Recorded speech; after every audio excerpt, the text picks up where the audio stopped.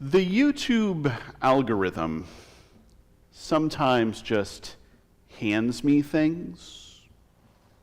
A while ago, I saw this video. It was 4 chefs, 4 fairly well-known chefs, 4 chefs, some of whom some of you might recognize the names of, sitting around a table answering questions from the internet. Now, as I said, some of you might know some of the names of some of these chefs, but the one that you need to know for this is Jose Andres. Chef Andres is a Spanish-American chef. Grew up in Spain, moved to the United States to work in Spanish restaurants, really introduced Spanish cuisine to the U.S. Brought tapas, small plates, to our country.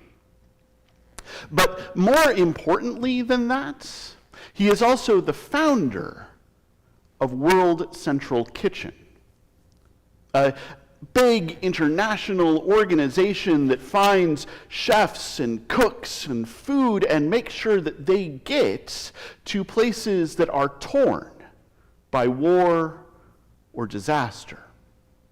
World Central Kitchen is in Ukraine. World Central Kitchen is in Gaza, or at least trying to get into Gaza. Things change rapidly. World Central Kitchen shows up after hurricanes and earthquakes and all sorts of disasters, bringing those chefs and those cooks and that food and making sure that people have enough to eat. And one of the things that they do, one of the things that is so very cool, is they don't just bring a bunch of random stuff. They think about what the people who they are going to serve eat. What is the local cuisine? What are the local preferences? What is the stuff that these folks will line up for? And they show up and they cook and they feed people. And while they may not think of it this way, that is a ministry. That is the gospel being lived out. It is good news when you are hungry and someone shows up with bread to share. But anyway, these 4 chefs are around this table answering questions from the internet. Questions like, is it okay to order a well-done steak? And one of the questions that they get is, what trash part of an animal is still cheap and hasn't caught on yet? Because if you are adventurous in eating, you know that occasionally some trash part of an animal will suddenly become popular for a hot minute. And it'll be in every dish, in every fancy restaurant. Even the less fancy ones will try to sneak it in somewhere, because it's on the internet, and it's been in the New York Times, and people have been sharing it around Facebook. And when this question came up, it was like Chef Andres had been waiting his whole life to answer this question. He had a list. It was amazing. He said, I like pig's feet. I like chicken feet. I like lamb brains. I like the eyes of a red snapper. Oh, the eyes of a red snapper. And even the other chefs around the table were recoiling at some of his suggestions. But here's the thing. Those are all things that people eat. Those are all things that people eat in different parts of the world, and some of them are things people eat here in the Midwest. My grandfather used to have a job selling pickled pig's feet to bars as bar food. But we all have those rules, right? We all have those internal things that say, ew. We don't We don't eat that, do we? I mean, we don't eat that. Part of being part of us is that we don't eat that. I mean, we have things that we eat. We have things that we eat that other people would look at and go, we don't eat that. But we have things that we eat that's part of what makes us, us, and not them. Because we eat this and they eat that. And let's face it, if we go too far in our culinary adventurousness, if we start eating too much of what they eat, we might start to break down that wall between us and them. We might start to get used to what they eat. We might lose a little bit of what makes us and us. Judaism famously has a list of things that you can eat, a list of things that you cannot eat. It actually has more than that. It has how you can prepare things and when you can eat different things and when things are forbidden to eat. But most famously, there is a list of things that you can eat and a list of things that you cannot eat. And if you do that, if you eat this and not this, that is part of being Jewish. And Peter knows this. Peter is a good Jewish guy. He is following the Jewish Messiah. There's some debates within the community about whether he's actually following the Jewish Messiah and about whether that Messiah is Jewish and about whether that Jewish guy who he's following is actually the Messiah. But he is following the Jewish Messiah. This is about being Jewish. But he has just had a vision. He has just been praying, he's just been meditating, and he has just heard God tell him to eat some stuff that we don't eat. Which is a strange position to be in. He knows, after all, that we do not eat this, and he has never in his life eaten anything unclean, eaten anything profane, eaten any of the stuff that we do not eat. But here he is, a blanket in front of him full of food that we don't eat, and a voice from heaven telling him to eat it. And then some guys show up and say, hey, we were sent to come and get you and take you to meet our friend Cornelius, who is not Jewish, who is a Gentile, who is a Roman, who is part of the Roman military, who is part of the Roman imperial machine. He wants to talk to you, so please come with us. And Peter has to be thinking about this on the way. He knows that there is the list of food. It's in the Torah. It's part of the law. This is what it is to be Jewish. Eat this, do not eat this.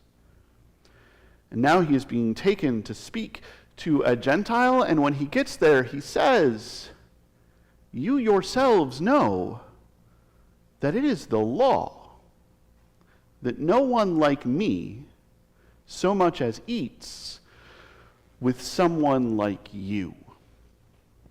And now Peter has a problem.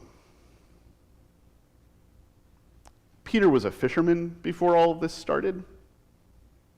He wasn't a scholar, he wasn't a learned man, not that you can't be if you're a fisherman, but primarily he was about fish. Fish and being Jewish. And so he might not know the intricacies of the law. He might not know the intricacies of the Torah. He may never have sat down and actually read the scrolls. But I can tell you that there is no law that says that someone like him cannot eat with someone like Cornelius. There is no rule that says that a Jew cannot eat with a Gentile that is not in the law, that is not in the Torah, but Peter thinks it is because he has heard that it is because someone has told him. This is the law. Part of being one of us is that we do not eat with them. Can you go to the next slide? You see, once upon a time, and still a bit today, some rabbis were very concerned about following the law. And they wrote this down. This is in the Mishnah, a collection of kind of arguments and debates of the rabbis that informs Jewish people about what the law says and how Jewish people should follow it. And it says, Moses received the Torah at Sinai and transmitted it to Joshua, Joshua to the elders, and the elders to the prophets, and the prophets to the men of the great assembly. Moses got the Torah from God, and it got passed on to the next people in line. And they said three things: be patient in the administration of justice, raise many disciples, and make a fence around the Torah. You can go to the next slide. Now, we don't know exactly when that was written, but it was clearly a practice that people had. There were rules, and so in order to make sure that we keep the rules, we make a little fence around the rules, a little enclosure, a little boundary that ensures that we don't even have the chance to break the rules. If I'm trying not to smoke, I don't keep cigarettes in the house. If I'm trying not to drink, I don't keep alcohol around or go to bars. If I'm trying to cut down on salt, I don't buy salt. The food is bland, but I don't buy salt. We all do this thing. We all make these little boundaries around the things that we don't want to do, or these little boundaries around the things that we do want to do, the little boundaries that keep us from the actual thing. It keeps us safe. It keeps us secure. It keeps us on the right side of the law. And so it makes sense that someone might have told Peter at some point, you don't want to eat any of the foods that we don't eat. You don't want to eat any of the foods that only they eat. You don't want to cross that line from us to them, so don't even hang out with them. Don't have dinner with them. Don't have appetizers with them. Don't go out for a little snack with them. Don't eat anything they offer you. You don't know where it's been. And that will keep you from accidentally, not on purpose, eating one of the things that we do not eat. After all, you don't know. They might have snuck ham in, or shrimp, or whatever. The challenge, of course, is that can transfer. That can stop being about this is food we don't eat and become people we don't eat with. That can stop being about this food is stuff that we don't touch and be about those people are people we don't touch. You heard a parable about that last week, where a man was on the side of the road, all but dead, and people passed on by. Because part of keeping us safe is that we don't touch them. And now Peter is faced with a truth. A hard truth. A truth that even I find difficult, and I'm up here every week talking about love. Peter has to look at Cornelius, who is not one of us, who is definitely one of them, and say, you are not unclean. You have been made clean. Dare I say it, you've been made holy. And so I can't call you unclean. You've heard the words, you've heard the call. You have come to God. You have come to Christ. You are now, in every way that matters, one of the us. that somehow I am also one of? Peter ends up baptizing everyone in the story. Peter ends up putting that seal on everyone in the story. Peter ends up saying, yeah, we're all the same thing. And the key bit is that his host does not stop being a Gentile. His host doesn't stop being a Roman. His host doesn't even stop being a Centurion. His host is still every bit part of the thing that he was before, but it turns out that's not unclean. It turns out that's perfectly fine. It turns out that the only thing that matters is hearing that call, is hearing that voice, is hearing love say, "Come on," and choosing to follow. That's a hard thing because churches are good at boundaries. And some boundaries are important. Some fences are useful. As clergy in the United Church of Christ in the Iowa Conference, I have to do boundary training every so many years. I have to go to a thing and hear about the stuff that we do and the stuff that we don't do and how to keep from doing the stuff that we don't do and how to make sure we do the stuff that we do. And that includes things like keep the office door open if you're meeting with someone and it's possible. You don't want anything to happen and you don't want anybody to think that anything has happened, then it's all good. Some boundaries are important, but the church is good at boundaries and good at boundaries that don't make a whole lot of sense. There are plenty of churches, plenty of congregations in this town that would not have had Diane Pritchard preaching last week because one of their boundaries is no women in the pulpit ever at all. There are some churches that would say, Mary can come, but certainly can't be a moderator, both because she's a woman and because she's part of the LGBTQ community. There are churches that would say no children can come up to the communion table. They don't know well enough yet what they are doing. There are some churches who would say we are good at making boundaries. And we are good at thinking that what is important, what is crucial, what is critical are these rules, are these laws that aren't anywhere, that we were just told about. And we are good at missing that truth, that really important truth, that absolutely vital truth, that what matters, and the only thing that matters, is that there is no us and them in the eyes of God. There's just a big old mass of us, united as one body by one Holy Spirit, united as one people by love.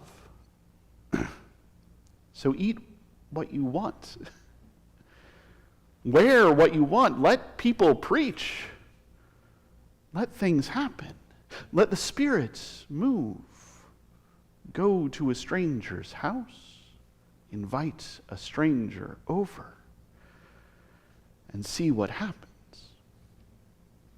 Because it is when we start breaking down those boundaries, when we start tearing down those fences that we thought made good neighbors, when we start being together, that the Spirit moves, that love comes into being, that the whole world becomes wild with grace. And when we can get there, oh, when we can get there, oh, when we can get there, what a wonderful world that will be.